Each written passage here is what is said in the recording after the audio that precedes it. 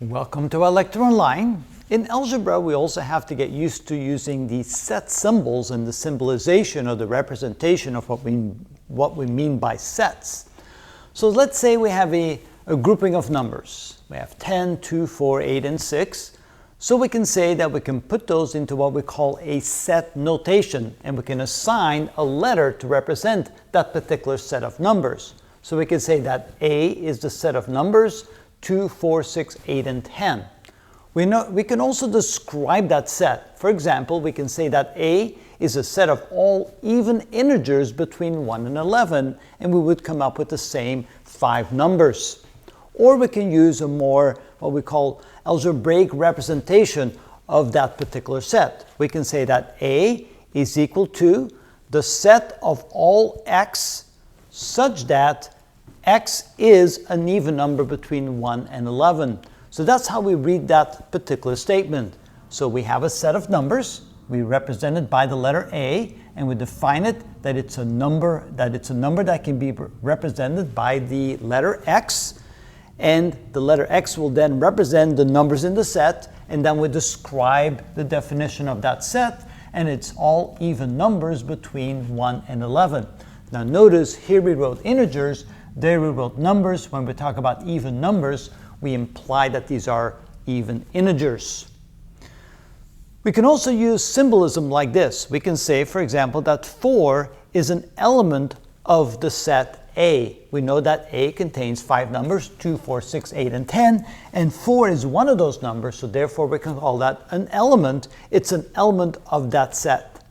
We can see clearly that 5 does not belong in that set, so therefore 5 is not an element of A, and so we write it with the element symbol with a line through it indicating it's not an element of that set. We can define another set, the set B, which contains these 3 numbers, 4, 6, and 8. And notice that 4, 6, and 8 also appear in the set A, but A has additional numbers besides those 3. So we can then claim that B is a subset of A. So we draw a little line like this without the little horizontal line and a line just below it. So that means that B is a subset of A.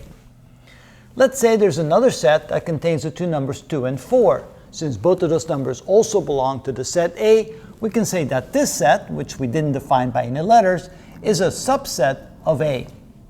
We can say that this very same set that contains the numbers 2 and 4 is not a subset of B because B does not contain the number 2. We can also say that 4 is an element of the set 2, 4, 6, even though we didn't define the element 2, 4, the set with the numbers 2, 4, 6. We can see that it's a number set with 3 numbers in it, and 4 does belong in there, so we can say that 4 is an element of that set. This symbol here is used for the null set. A null set does not have any elements at all. We can also represent the null set by the 2 parentheses like this and nothing in it, and again indicating that it does not have any elements, therefore we can also call it the null set. So this is what we mean by set notation and descriptions of how to define that set. And of course the descriptions, I used to have trouble with those descriptions. I remember when I started taking this and I always go, well, how do you know what to write? Well, it turns out it doesn't really matter how you write it as long as you describe it correctly. You can use any numbers, any letters that you like, and therefore don't get too concerned about what you write as long as what you write is indeed correct. And it doesn't matter how you describe it, it can be different from the other person as long as it's an accurate statement. So you can use any sort of words that actually describe that set. And this notation here, we simply say you represent all the elements in the set by the letter X, X is then therefore a representation of any number in the set such that, and then you simply describe the numbers in that set that make up the set. And that's how it's done.